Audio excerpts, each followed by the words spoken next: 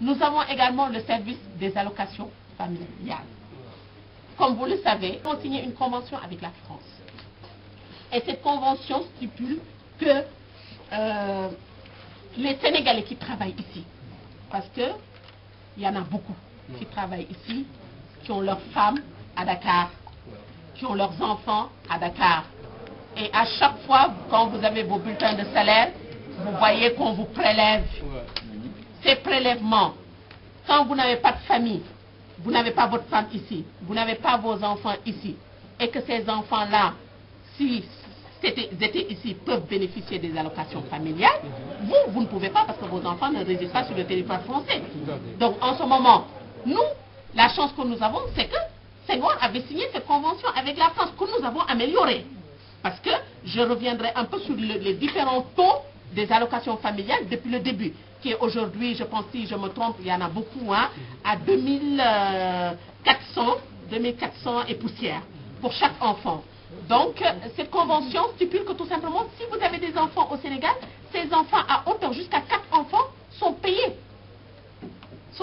Il faut également faire les démarches.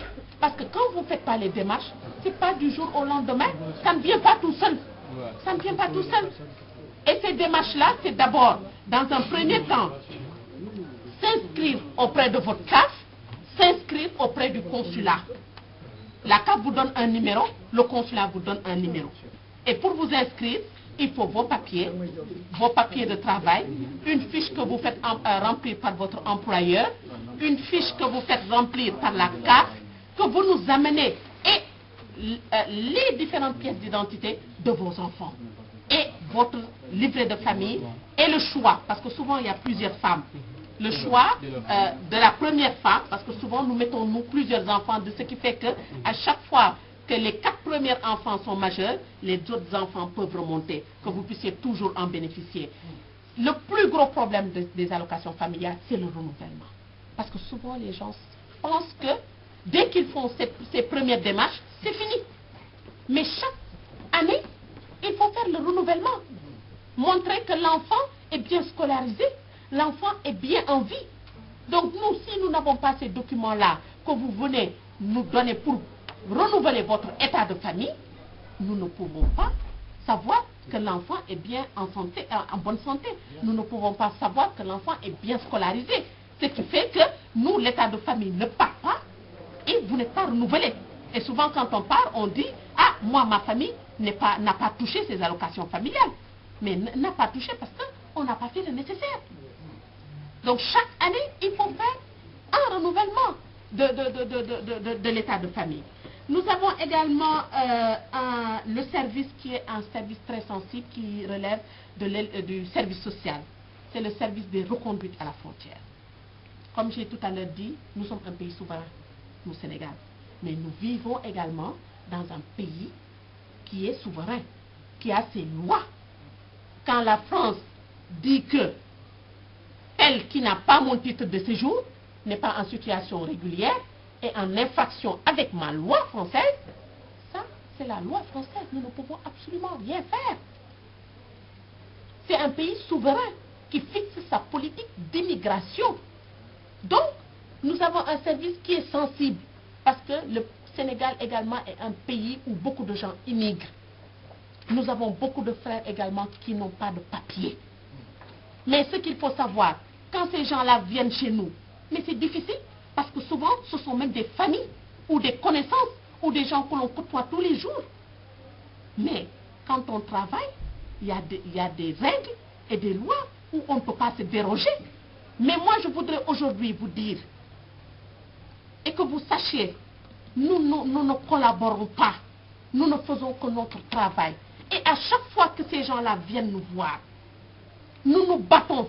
Quand le Sénégalais a une plus petite chance de se faire régulariser selon les conventions que nous avons signées avec la France ou selon eux ce qu'ils disent dans leurs lois, nous n'avons même pas le droit de le faire, mais nous le faisons parce que nous savons que ça a été difficile que ces gens-là puissent venir. Mais comprendre également que quand ces gens-là viennent, vous savez ce qu'ils nous demandent dans les dossiers. C'est vrai, il y a beaucoup de papiers. Mais j'ai l'habitude de dire, parce que quand quelqu'un m'appelle pour me dire, ah, madame, ah, on a attrapé mon frère. J'ai dit, mais je suis de tout cœur, mais vous savez, nous, ce qu'ils nous demandent, est-ce qu'il est sénégalais? C'est tout simplement ce que les Français nous demandent. Ils nous demandent, est-ce que la personne qu'on vous a amenée est sénégalais? Et c'est un couteau à double tranchant. Parce que, moi, madame, ah, je peux dire, ah, je vais tricher, ce monsieur-là n'est pas sénégalais. Mais souvent, on sait que quand on vient ici, on fait beaucoup de démarches administratives. Si ce n'est pas pour l'aide médicale d'État, c'est pour se faire régulariser. Et quand vous allez vous faire régulariser, vous avez besoin de papier. Et quand vous avez besoin de papier, vous venez me voir.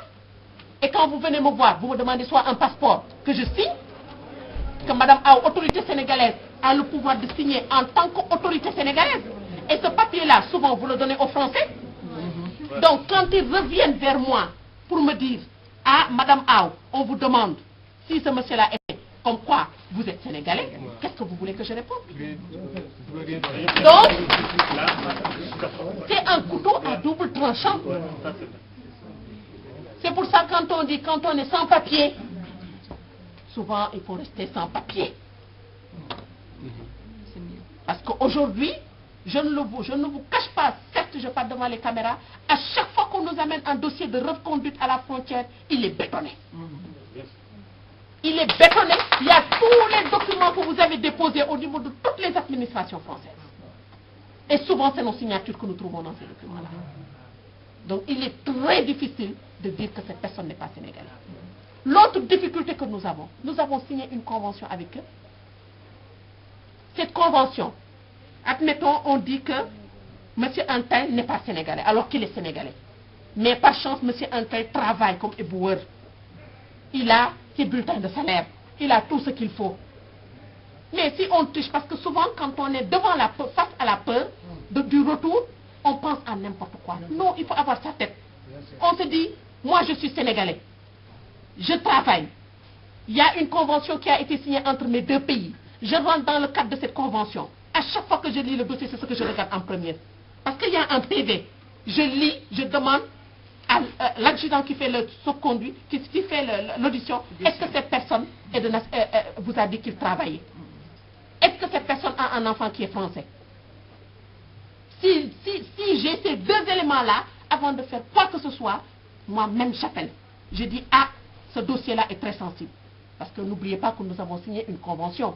Et cette convention-là que nous avons signée dit qu'un Sénégalais qui travaille ici, nous ne pouvons pas le reconduire. Certes, vous avez dit peut, parce qu'eux, ils disent peut se faire et pas doit se faire régulariser, mais entre le peut, il faut voir dans quelle manière on peut le régulariser. Donc c'est ce qui fait que nous aussi, on se bat avec eux jusqu'au bout. Et on dit, monsieur, ne renoncez pas à votre nationalité sénégalaise. Certes, vous êtes sénégalais, mais sénégalais sans papier et qui travaillent. Donc on va trouver une solution pour dire, même si nous n'avons pas les prérogatives de vous régulariser, nous avons les prérogatives de rappeler que nous avons signé une convention avec l'administration française qui peut, demain, en disant tout simplement, nous sommes en signé. Et je vous raconte une anecdote par rapport à cela. J'ai eu un étudiant, il y a de cela 1 an, un étudiant d'ailleurs très brillant, qui, par négligence, avait omis de faire le renouvellement de ses papiers. Quand il l'a omis, c'est-à-dire il n'avait pas l'attestation d'hébergement. Donc il a négligé, il est parti en province. Arrivé en province, cet étudiant-là s'est fait interpeller. Quand ils l'ont interpellé, tout de suite, ils ont commencé la procédure de reconduite à la frontière. Ils ont fait l'ATD qu'ils nous ont envoyé. Et sa famille, que je connais très bien, est venue me dire, et j'ai vu que c'est un étudiant très brillant, parce que quand on a 17 de moyenne en jussieu, ce n'est pas n'importe qui. Je n'ai pas compris. J'ai regardé tout de suite, j'ai dit, ah, il y a un problème. Lui-même, je l'appelle en centre de rétention, qui me dit, Madame Aou, j'ai mes papiers. J'ai des rendez-vous, mais malheureusement, jusqu'à présent, ils ne m'ont pas renouvelé. Nous avons également des endroits où nous devons appeler. J'ai appelé ces gens-là, je leur ai dit, moi, il y a quelque chose que je ne comprends pas. Ça, c'est un étudiant qui est brillant. Parce que dans le cadre de la convention également, ils ont leur volet. Cet étudiant-là n'est pas sous le coup d'une reconduite à la frontière. Vous venez, le préfet vient de le mettre en place.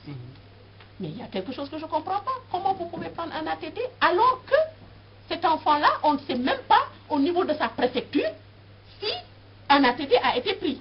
Mais chaque préfet a ce pouvoir-là également. Il y a une décentralisation. Donc ça veut dire, cet étudiant qui était là en 92, qui a son dossier en 92, qui se fait attraper en Saint-Exupéry à Lyon, Lyon ne regarde pas. Le préfet de Lyon peut prendre l'ATD au lieu de faire voir le préfet de 92.